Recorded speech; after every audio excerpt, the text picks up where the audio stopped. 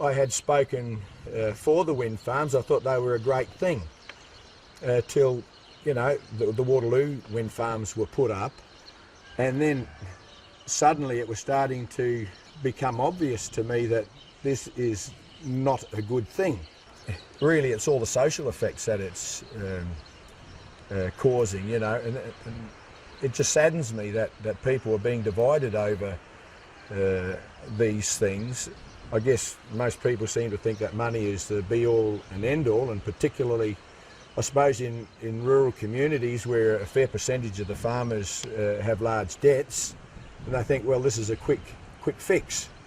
But to me, health is number one, and if you lose your health, well, it doesn't matter how much money you have, it's not going to fix the problem. And you can say, well, relocate.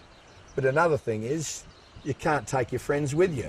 You know, when a community becomes uneasy, it can't be a good thing, you know. I mean, but we can also experience those turbines when it's dead calm here.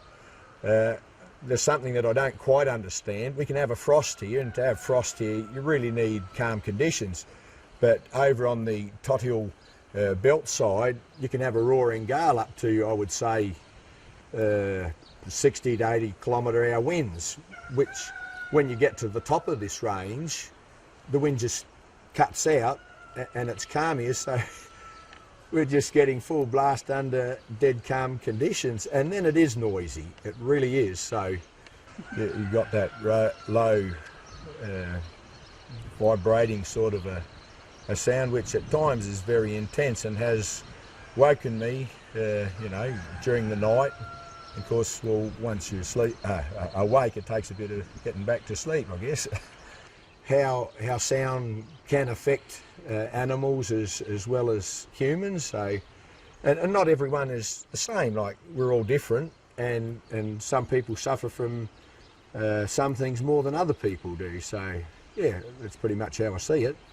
I wonder how many of the hierarchy that are in favour of these wind farms do actually live near wind farms.